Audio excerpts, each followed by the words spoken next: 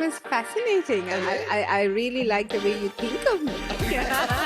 I want to know who the real Sangeetha is. I am known to be the lucky one. I mean, obviously, it had to be the main role. It had to be on the lead. Yeah. That was number one. Yeah, biggest magazines all over the covers, the billboards, it's all you. This is not something I wanted to do. I wanted to be a dancer. I was 16. Yeah. I was all, all for it. This is also just to portray that Sri Lankans also have a very strong fashion sense.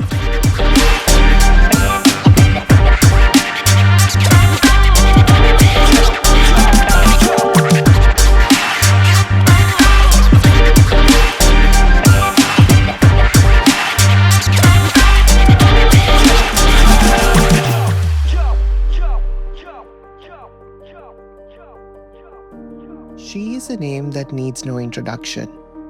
A timeless figure in Sri Lankan cinema, a woman whose quiet strength, graceful presence, and emotional depth have left an indelible mark on our screens and our hearts. From her unforgettable debut to the most soul-stirring roles of her career, Sangeetha Weeraratne has never just acted. She's lived through the lens, embodying emotion, elegance, and truth. But today, we go beyond the spotlight. We talk legacy, love, and the language of fashion. The costumes that shaped characters, the choices that shaped careers, and the woman behind them all. This is not just an interview. This is a reflection, a moment of stillness in the journey of a true icon. Sangeetha, welcome to Fashion World. Thank you. Such a pleasure to be here. Okay, so first of all, this is going to be my first interview conducted in this celebrity crowd that I know, humongous celebrity crowd I know. You're being the first one I'm interviewing, which I'm really honored. And how was my introduction? Oh, it was fascinating. I really like the way you think of me. Interesting. Okay. And thank you so much for that introduction and for the honor of being your first guest. Yes. I am known to be the lucky one. So okay. that was very spontaneous, but okay, we were lucky then. Okay. So we grabbed I'm the sure it's going to opportunity. be great. I'm sure it's going to be, you've created lots of benchmarks and then gone beyond that. And I think your podcast is going to be just the same. Coming from you means a lot. You have been a character that I have looked up so much when I was growing up. So funny story, when I grew up in Saudi and we moved to Sri Lanka when I was in grade 5. Mm-hmm. So at that time, I did not know anyone. Okay. But after moving to Sri Lanka, maybe 1 or 2 years later, I see you getting married in the biggest magazines all over the covers, the billboards, it's all you. And I was like, who's this pretty girl, Sangeetha Weeraratne? So then I started researching on you. And then I fell in love with you and your filmography. Oh. Because you have this amazing balance in commercial and art film. Yes. When a script comes to you, where do you find that balance? And what's the thought process goes in your head that you need to pick that character?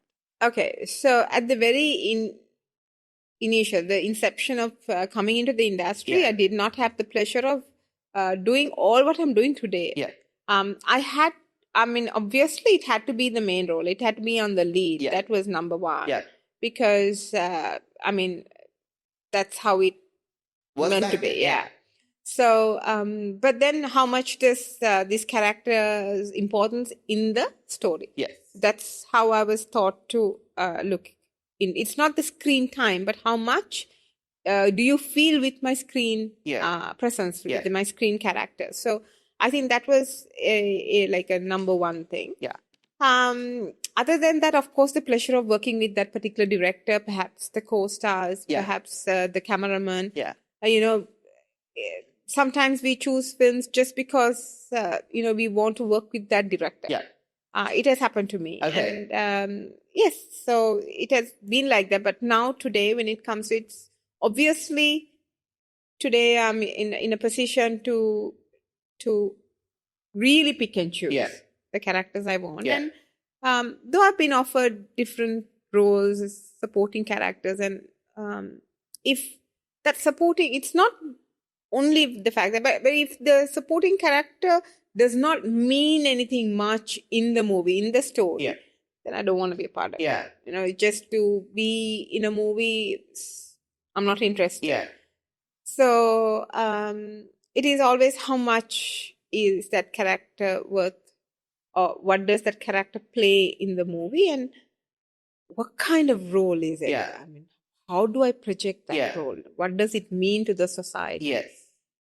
So those are things I look into now. Okay, but that answer widened up so many multi questions in my head when you were answering. I did not want to interrupt. So you were talking, there were incidents that you just wanted to pick a film where you just wanted to work because you wanted to work with the director or the co-star.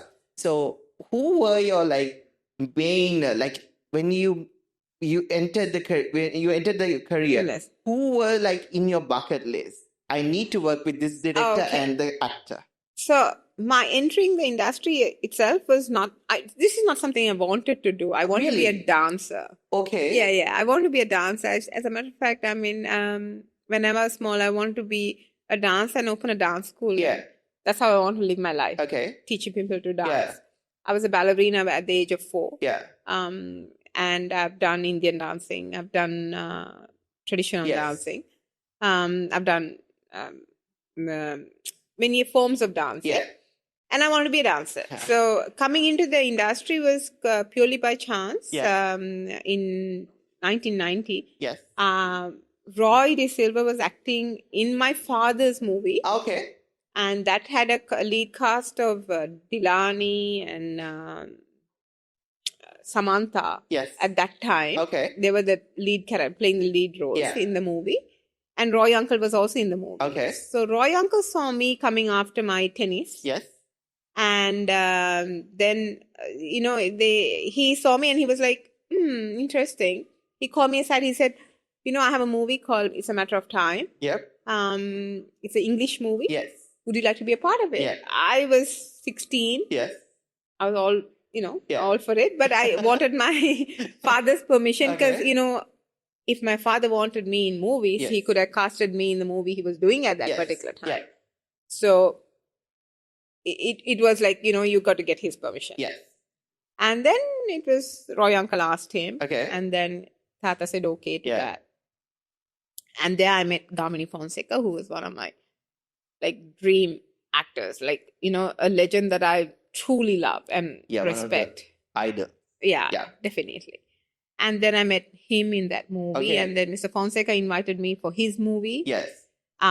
So when I was acting in his movie, his son-in-law, Ananda Benayaka, was producing a movie that was directed by Vasanto Besek. Yeah. So within 4 or 5 months, I got more than 9 invitations for movies, all on the lead, all under directors of whom you'd consider to be really lucky to work under. Okay. So H.D. Premaratne, because of Sam, the hairdresser, worked with me in the previous movie. He recommended me with Mr. Premaratne, so he came to see me, took me on, and it just went like that. So I just had movies come my way, and I think within the first 7 months of me entering movies, I had signed up to do 7 movies. Okay. All on the lead. That's amazing. Yeah, I mean, within the first year, I'd completed 9. Okay. So do you think back then, the quality of the scripts were much better than the quality of the scripts that we receive now? Okay, so right now, I have had the pleasure of working with a very new director, Dilshan, and I simply love his script. Yep. Even though it's a commercially inspired movie, the script is great and it's a great director to work with. I think it's the thinking, the thought process, when I came into the industry, I worked with seniors in the industry, like Mr. Vasanto Pesekar, Mr. Gamini Fonseca, Mr. H.D. Premratne, they've been in the industry for long, long years. True. Ananda Vikramasinghe, Roy De Silva, K.W. Pereira, all these directors have been in the industry for a long time. Yeah. So their scripts were obviously fine-tuned. True. Right. And I've had the pleasure of not only working under them, but also learning under them. Yeah. So, but now I'm working with new directors. I've been in the industry. Yeah. So for them, they look at me like how you used to look at Mr. Because I had a conversation with Dilshan, the director that you're working with now. Okay. And he gave me a very different perspective. And he said, like, having you portray that character in his film is like so much added value. Because not in terms of finance or anything, it's just in terms of experience that you bring into the film. Because I know the cast who's like Saranga and Shanutri is there. Yeah. So he was like, and you have agreed to do a film after a very long break, right? Very long break, yes. So he was like, we are really lucky to get you enrolled there. Yeah, because it was an interesting character. Yeah. That character was something that, it is a character that you come to encounter in your day-to-day life, but not how you look at the character may be different. Yeah. And it was something that, it kind of sparked something in me. And said, yeah, I want to do that. Okay. Yeah. And with the new generational thing going on now, like, there are so many newcomers that we see on screen, whether it's television, cinema, but then do you think that affects the quality of the industry? Because back then you said you got offered 7 scripts in 7 months. And those are also like under humongous direction, productions and quality scripts. But what's the downfall in our industry? What was the downfall in our industry? I can't really say it's a downfall in our industry. Yes. Whatever is the downfall in this generation is a downfall worldwide. Oh, true. Because with the introduction of new technology comes OTT convenience. Yes. With convenience comes, the ability to do things differently. True. Like, for instance, Kushan, if this was 20 years ago, you'd need to be interviewed by a selection of people to be able to interview someone. So you need to work in a channel. You need to... Okay, that's the whole new story. Okay, I get that. Yes. Right, and we will not be able to have this conversation. Yeah, that's very true. Yes. The way we're having it, because that needs to be approved by another board. Okay. To have this program on their channel. Okay. So, but this gives the new technology of your phone, the aspect of having internet, YouTube, all of that gives you an opportunity to do what you want. True. And showcase it. Yeah. You may not get the audience you want. Yes. Right, but that's a risk you're willing to take. True. Right? But 20 years ago, if a channel was popular, if a program was popular, you are getting the audience. Oh, okay. You guaranteed that audience. Yes. You are paid for that. Yes. Right? So, but because the viewer did not have any other option either. Yeah. Right? Here, look at the options people have now. Yes. Look at the competition. True. It's healthy. Yeah. But it's also so wide. It is. That, you can actually get lost in this. It is. Right. And with the overpowering black hole of social media, that's a different topic. That's a different topic altogether. So that has happened to not only Sri Lankan film industry or entertainment industry. It has happened worldwide. True. So worldwide, people, it's great that you have America's Got Talent. It's great that you got Sri Lanka's Got Talent. It's great that, you have different star programs or, icon programs coming up, introducing new talent, new faces. Yeah. That's great. But how do they sustain? True. What are their opportunities after that? Yeah.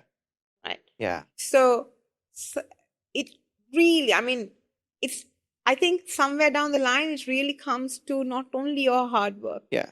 It also comes down to how much you manifest where you want to be. True. Right? Yeah. Because Kushan, let's say, how many designers are there in Sri Lanka? Yes. But you are where you are. Yeah. Why? Why?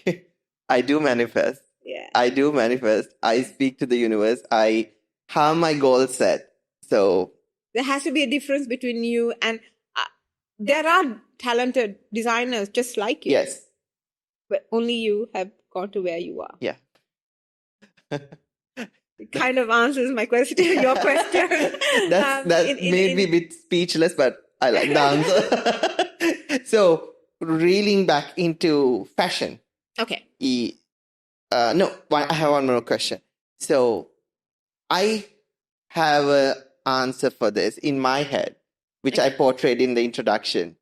I want to know who the real Sangeetha is. It's everything, sorry. It's everything that you have seen. Yeah. Because, see, I will be what you want me to be when I meet you. Yeah. Or I will be who I want you to see me as when I meet you. Okay. I will be who I want my husband to see me when I'm with him. Yeah. I will be who I want my daughter to see me as when I'm with her. Yeah.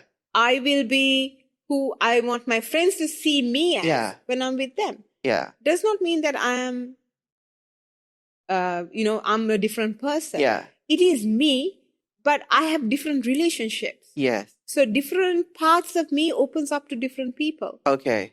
And how much I let you in depends on how my relationship with you is. Yeah. And so you would only see the part I let you see. That's true. But that's a very different answer that I was expecting from you, from anyone. So that's very different. But that is also very true. Yeah. If you go to look at anybody and anyone's relationship, they are who they want you to be with them. Every single person you meet, how they talk to you, how they treat you, is how they want you to be in their life. Yes. Now that made me think. It will make me think for a while. So I will just keep on thinking. But okay, just imagine there's no one around you. Okay. It's just you in your room. Not you. No, I'm not there. Okay. It's just you. Okay. So in that space, who the real Sangeetha is? I'm going to narrow it down. I'm going to break it. So when you are I'm somebody who's very comfortable with being who I am. Okay. Because I am, end of the day, I have lived my life. Yes. Where I can sit alone in my room, reflect. Yes. And be happy. Okay. And that is exactly where I had always wanted to go. Yes. What I'd always wanted to do. True. And every single thing I've done, maybe some relationships or maybe some decisions were not the right decisions. But that's part of the journey. You learn from it. Exactly. Yeah.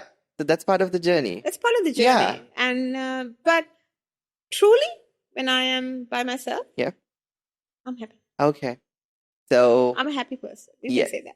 In Buddhism, you say happiness is the biggest treasure, right? Oh, yeah. Yeah. So attaining that is like worth millions. Oh my God. Yes. Yes. So, okay. Then let's reel into fashion. Okay. I'm keep on hitting this mic. I know. I did that a couple of times too. So, in fashion, Yeah. Do you think we had a strong wardrobe back in those days when you started than the wardrobe choices now? Because I feel like now a character is built less. It's more picked on Pinterest, Instagram, or the trends. Back then, when I look at the movies, I see a clear differentiations in trends. I see a clear differentiation in fashion where you can pinpoint and say this was an era. I don't see it now. That's because I think you have different options. You know, this whole option game is really playing quite a lot in everyone's mind. And I cannot really speak for today's movies or television because I'm only been involved in very few. Yes. And the few I've been involved in, I've had a costume designer, I've had a art designer. So we've kind of pictured, okay, where do we want to fit in this character? Yeah. If you're talking of today's character, she's everywhere. She's everywhere. It's an everyday woman, yeah. Yeah. So so that fashion could be anything. Yes. Which was not the story back then. Yeah. Yes. So they had a specific line, a specific theme. Yes. So answers your question. True. So because in 1980s, 60s, we had certain style. Yeah. Because those were done by the models or the actresses. Yeah. And that was followed down the line. Yeah. Where everybody kind of followed those icons. Yeah. So that trend was one. Yeah. But here, we are now living in an era where everybody can bring their own aspect and design and say, okay, I am the star and, this is my design and this is how I want fashion to be. So you really, it's so wide. You really can't have an identity to this particular, it is everywhere. Yeah. So I think this era will be known to be the mixed up era. Don't be tough on yourself. No, but it might be just we are having that reflection living in this era. Maybe we go like 20 years from now and look back. This would be a different era. Who knows? Yeah. And then who knows what they'll be wearing in 20 years. I don't want to even think about it. And then do you work closely with the costume design art director while creating a character? No. Do you let them do whatever they want and build up their character by themselves and go play? Yeah, because sometimes I'm go on set and I'm like, am I wearing that? Okay. They're like, yeah. Yes. I'm like, really? Okay, but okay, fine. Yeah, but that's the character. And then I get into it. Yes, anyway. okay. Yeah. So. And with your filmography history, we sat down and one day wrote it all down. Yeah. So that one, which are your top 3? I'm putting you on spot. Which would be the top 3? Can I ask you a question? Okay, I feel like it's going to be a counter question, which I'm going to be in on spot. What's your favorite design? Or what's the favorite thing you've designed for somebody? Top 3. Okay, let's move to the next question. Moving on to the next question. Okay, unfair question. Get it? And so, talking about trends in beauty and fashion, you have been a very pioneer trendsetter in our industry. Thank you. Which people and most of the young girls look up to. So, where do you find that confidence in bringing up a new trend? I'll be very, very honest. Yes. Kushan, I've had a great team. Okay. From day one. Yeah.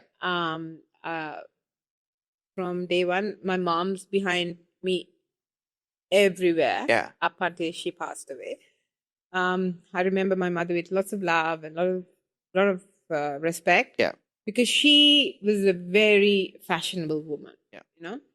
And she knew exactly how, what, where. She was an air hostess for British, for Air Ceylon plus British Airways. Yeah. And she's traveled so much all over the world and she's seen so much. Yeah. And with her experience, she brought in so much knowledge to everything that I said and did. So she was there. She decided who my designers were, who my makeup artists were. And from the word go, I've worked with Sandhya. She's one of her designs I'm wearing right now. Lo Ching Wong was clearly a very, very important part of my life. Senka De Silva, who trained me as a model and whose fashion sense inspired me to learn so much more. And then after that, I think I've worked with Dhananjay on my personal couture. My wedding dress was done by Harris Vijay Singh, a legend in the industry. So I believe in my personal life, my outlook was not just a part of me. It was part of the knowledge that came through these people I worked with. Yeah. They brought so much into the table and they made me look my best. Right. Yes. And I followed what they told me. Yeah. I listened to them. Yeah. Sometimes I argued, but I listened to them. And I kind of worked with these people. I think that's what made me. Yeah. And, understanding how they look at things and what they thought was best for me. Yeah. So I think it's not just only me. Yeah. The team I had working with me. Yeah. Kind of. It was very lucky and very fortunate to have that guidance. Told you. Yeah, Lucky yeah, you are true. So I honestly believe I was very, very lucky to have that guidance. But especially because I think my mom, I give her all the credit. Yeah. Because even how I decided some movies on set and how they treated me, because I was young, right? Yeah. And if they told me to do this, do that, yeah, I'd do it. Yeah. My mom would come and say, no, you are the main actress. You don't do that. Yeah. So I'd be like, Amma, you can't say that because, I can be the main actress, but production told me to do it. Yeah. No, I've been in this industry. I know how you should behave. Yeah. I know what you should do. I know how they need to treat you. You're not doing it. Okay. And I'm like, I'm not telling them that. And my mother would. Yeah. But later on, I realized, she was right. Yes. They should not have messed around with me like yes. that. And that's what brought me everything, how I need to be treated and how I should get to it and all of that. Those little things were taught to me right at the beginning by my mom and my mother and the team she selected to be part of my entourage. Yeah. So I was so lucky. Even, you worked with Senke, you worked with Lo Shing, you've seen Dhananjay. Yes. These people don't take things at face value. True. True. Very true. They are perfectionists. Yeah. They know need the dot. Yes. And they will tell you what they think of you. True. So I was guided by these people. Okay. So in my personal sense, yes, I think that was a big step to being who I am. And I think in the movie industry, I was guided a lot by Mr. Gamli Fonseca. Okay. Right. From the very beginning. Yeah. Yes. So he was my mentor when it comes to being an actress. Okay. And so I think all that, because at 16, you're really not going to know anything much, right? Yes. You just go with whatever is happening your way. So my father, who was a cameraman, and Mr. Fonseca guided me in my movie career. Yeah. Mr. Vasanto Besekar played a very big role in it. And I think Prasanna Vithanage was also involved in with me. Like, he thought, because he's also from Panagar. Yeah. So those are the few people who were like, very close to me, very, very close to me, and kind of guided me along the way. Okay. And on a professional part. And the personal life was guided through my mom and that team. So I think credit goes to everybody. Yes. And we cannot talk about the recent project that you did, the 50 shots. Oh, we have to talk about it. Yeah, of course. Oh my God, my production manager, Ruanaru, he was like, he really needs to see that book, which is sitting right there. Okay. And he was like, can you just get me a copy? I really need to see it. He's like obsessed with that book. But it was something really different. Yes. So when I was turning 50 and I was wondering what to do. Yes. And by the way, she's 50. Yeah. I'm happy to say. She doesn't look the part. Yeah. And so when I turned 50, I wanted to do something, but I really didn't have anything much in mind. Yeah. But when Dilshan Raffala, I work with Raffala on her calendars and her husband. Yes. Dilsh told me, Aki, I have an idea like this. Let's do a book. Yeah. I was, okay. But how are we doing this? Yeah. Autobiography? This is, no, not autobiography. Let's do something like this, 50 different characters of women. Yeah. Of women that you want to portray. I was like, just me? Yeah. Like, people are going to look at me? Yeah. 50 pages? Yeah. He said, no, it will be more than 50 pages. It will be 50 characters. Yes. 50 different situations. Yeah. like, how does that work? And then he said, listen, let's have a meeting. So I got a team together. Yes. First and foremost, like everything else in my life. Lo Ching, Dhananjay, Lash, Rafi, Dilsh. These were the people, 5 people who kind of sat down with me. Yeah. Went through the entire idea. Yeah. Debating. Oh my God, so much arguments, everything.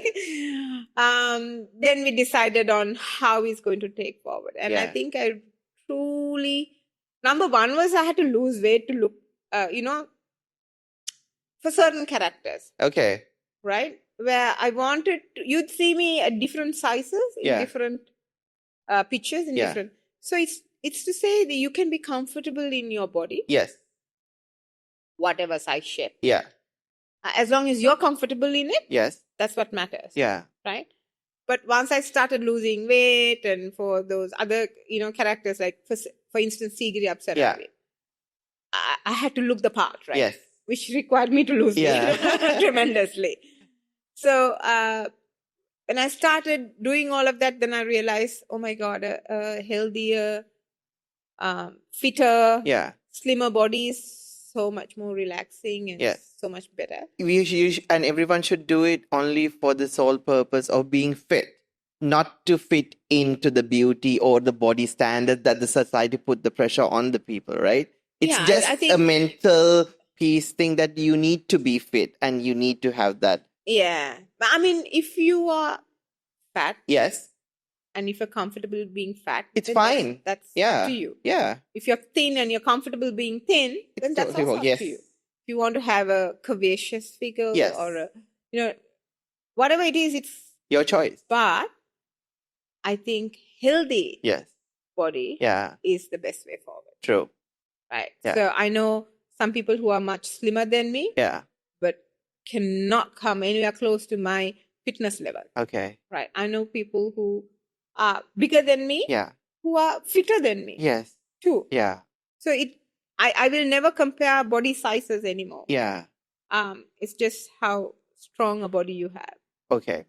So that's a very strong. So that's it. All that we started. I started with the book. It took us nearly 1 year. Mm-hmm. 1 year. Yeah. Okay. To do 50 shoots. Yeah. Different locations, different makeup artists, costumes. Yeah. Such a big, it was like doing 50 films. It is. Yes. Because it was, the sets were different, everything was so different. Yeah. That would have been an effort all. Oh my God. So much. Yeah. It was so much. But it is worth it. Yeah. It was worth it. Yeah, definitely. Like, I finally saw the book. Yeah. It was, it cost me my tooth and nail, but yeah, it was definitely worth it. Ruaner still puts me down, the production manager again. He still puts me down saying, you were not part of that book. You were not even in the country. In the country. I keep on telling him that, but he's like... You were not even in the country. And you were like this star in Melbourne, doing Melbourne Fashion Week and Sydney Fashion Week and, doing costumes for Miss Australia and all of that. So you can't say, You can't say it anymore. You heard it from her. So it was really, really nice talking to you. And just to wrap it up, tell me, if there is one message, one voice that you want to send to the world as Sangeetha about your filmography, about fashion, what would that message be? Well, not about any of that. Yes. It's all temperament. Yes, true. I think. I think the message is, what I would like to say now at this moment or this time in my life is to understand that you have only yourself to answer. Okay. You don't need to answer anyone else.